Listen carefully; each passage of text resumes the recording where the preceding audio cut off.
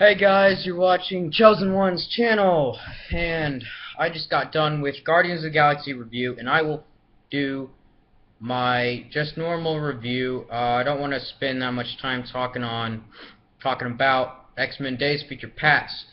So this is that review, without any spoilers if you just didn't hear that just a second ago.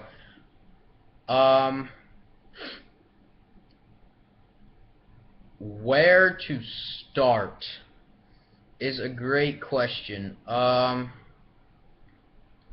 This movie takes place in the future, couple years, several years perhaps, after X-Men 3: The Last Stand, aka what I like to call the X-Men Abomination.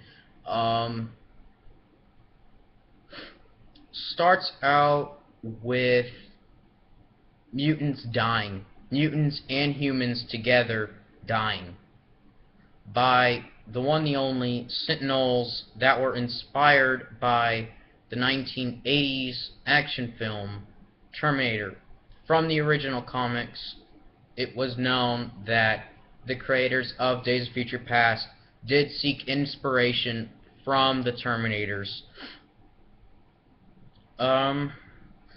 What the Sentinels were in the beginning of that movie was an accidental, not planned rise of Sentinels.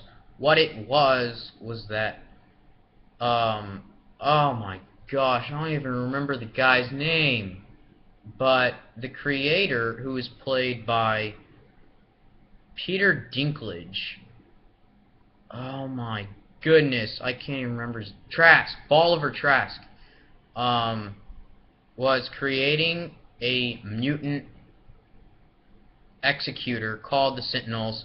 They were powered by his technology and industries, but shortly after the Sentinels were known around the world, Mystique planned to kill him, and she did. Later on, humans found her, killed her, and then noticed that if they combined her genes, Mystique's genes, to the Sentinels, it would change everything. The Sentinels were large, bulky, and basically just machine gun turret walking machines.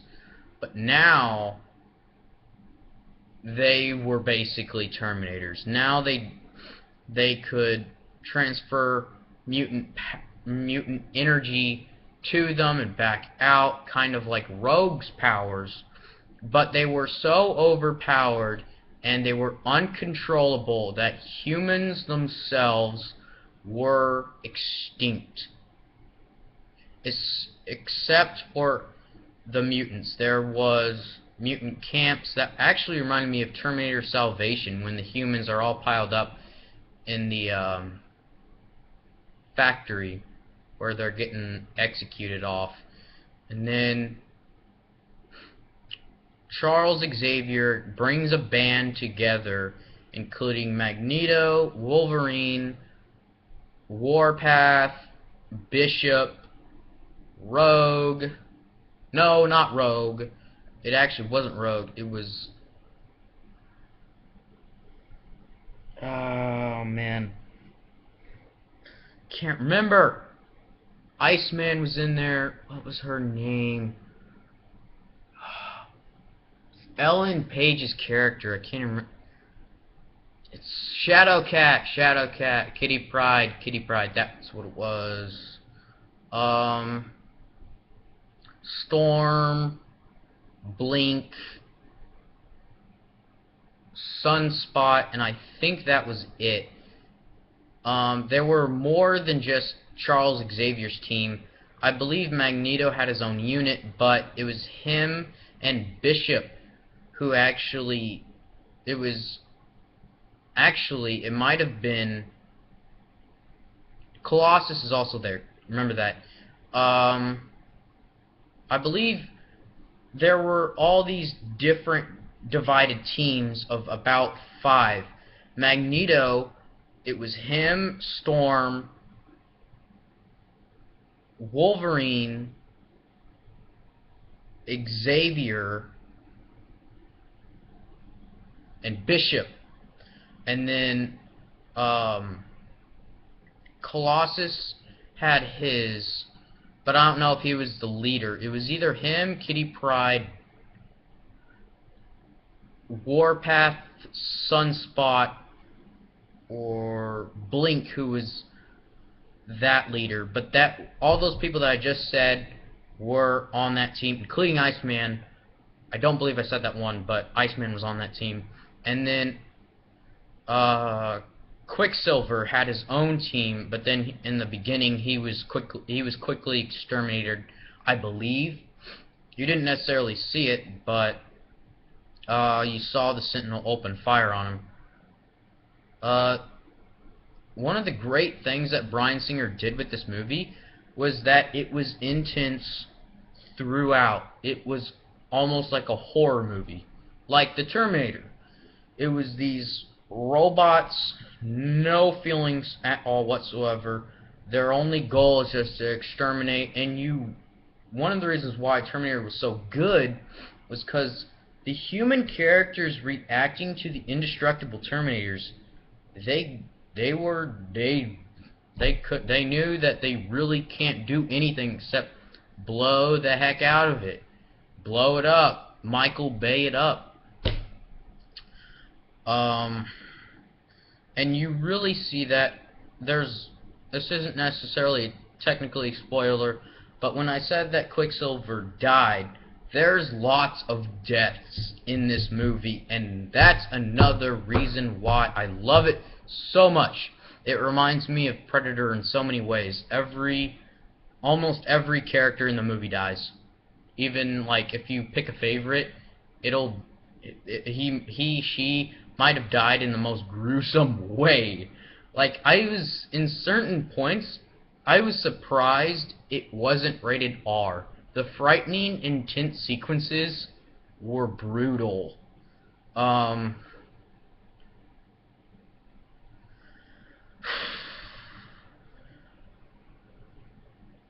Now on to the whole Kitty Pryde's team gets welcomed by Xavier and Magneto's team that just comes back from their latest mission. And I do think now that it was Kitty Pryde. She was the leader, mainly because she had the biggest power out of all of those other people in that team. They don't really explain it, but she has the ability to not just run through walls, but teleport people back in time, using their older body's mind to sync up with their modern or futuristic body and change the past. That's why it's called Days of Future Past. But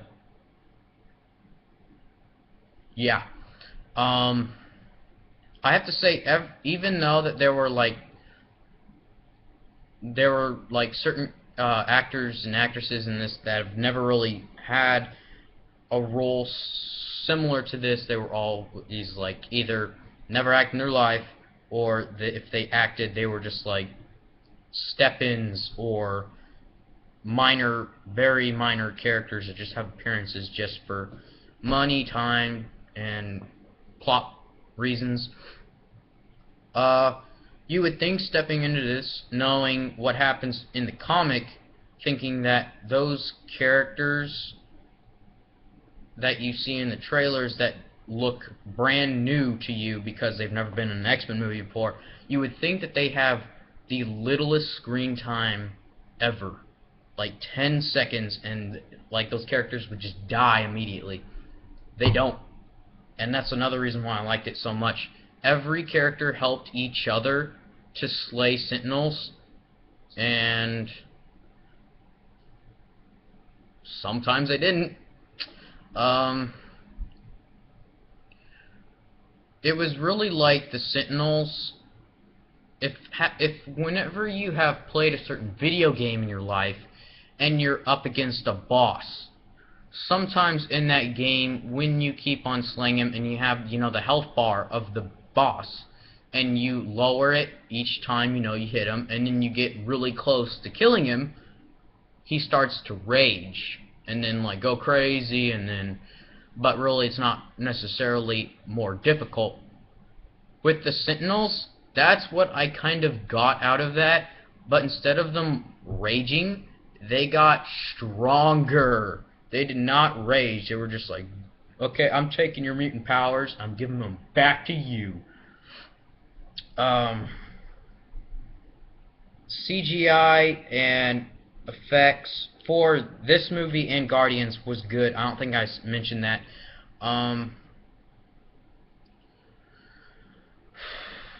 What Kitty Pryde does, they realize that they don't have enough time. They are the last team. They are the last team.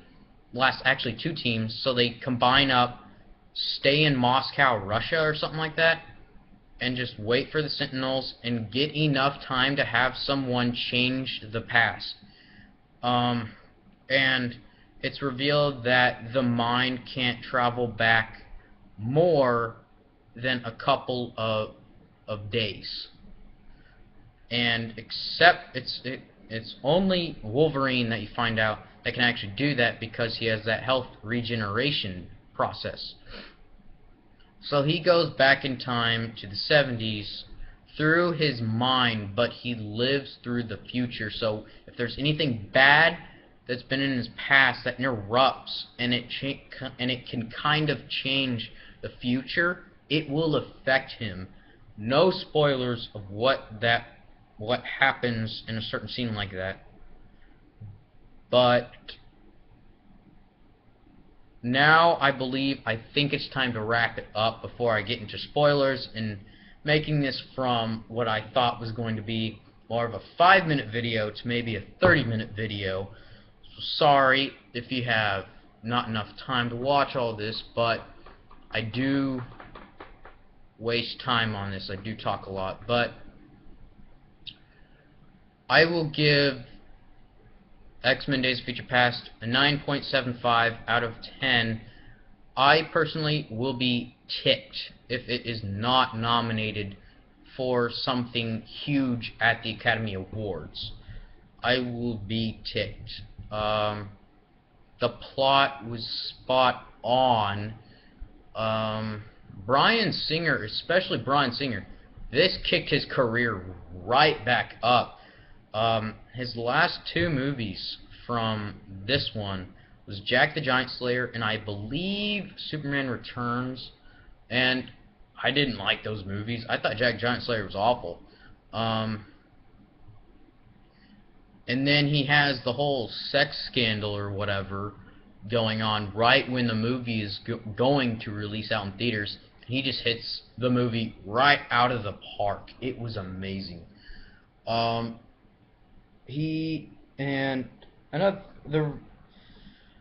It's really like what Terminator 3 and 4 should have been, but yet there's like superpowered mutants within it. It's really good. If you did not see it, I guess I'm supposed to say shame on you. My mom missed probably the best part out of the whole film. She had to go to the bathroom. I got really ticked when she missed it.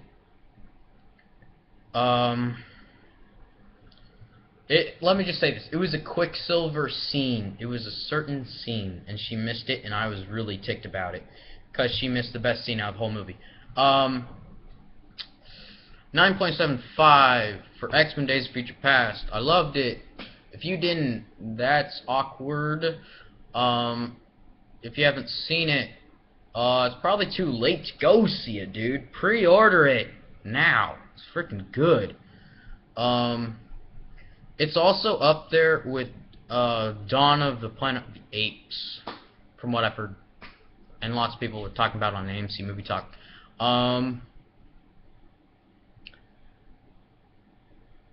I believe that is all.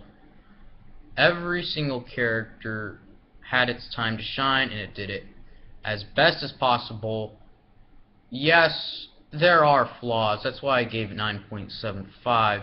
Every movie has flaws. It's really just certain little plot points in the movie, and I believe the reason why they just skipped out on it was just because Bryan Singer was just like, hey, X-Men 3 and X-Men Origins Wolverine sucked, so we're going to change what happened in X-Men 3. We're going to totally fly over it, erase it from everyone's memory, except for the fact that it might be in everyone's house, and we're gonna redo all of X-Men. It was a gutsy move, but it was a good one. Good one. It was. Oh yeah. By the way, it was totally the best X-Men movie to date. I'll rank them by Days of Future Past #1, 2 X-Men, 2 X-Men United. Oh, I almost cried at the opening credits of X-Men, Days of Future Past, mainly because the X-Men 2 X-Men United theme song was going. I was just like, X-Men is back! Yeah! Ah! That's basically what the movie was. It was just like, ah! It was awesome. It was basically epic. They don't explain Charles Xavier being resurrected. They don't explain Kitty Pryde's telepathic time travel. Honestly, I don't really care if they did. X-Men Days of Future Past doesn't even exist now, except for like the last half of the movie. The after credit scene was good. It was pretty good. Can't wait to see what they will do for X-Men. I won't say what the title is because it's a spoiler with the after credits character, but could the next X-Men movie be better than Days of Future Past? Yeah, but honestly, I want to see Bishop back. I want to see Deadpool, Colossus, Iceman, Wolverine, kind of. Gambit is confirmed to be in the next movie. So is Quicksilver. Quicksilver will have more scenes. Thank God. He was amazing in that movie. And I didn't get why people hated on Quicksilver. This guy's seriously, his cost. He was going to be in the 70s. That's how I would basically see as an emo punk rock 70s kid. And if first of all, if that guy was from the 70s, went back to time travel through like Wolverine or something, some Inception thing, Kitty Pryde links Logan, and then Logan does that to Quicksilver, and then Quicksilver just appears with his 70s clothes. That would look weird for present modern futuristic day, but your parents probably looked like Quicksilver maybe back then. So oh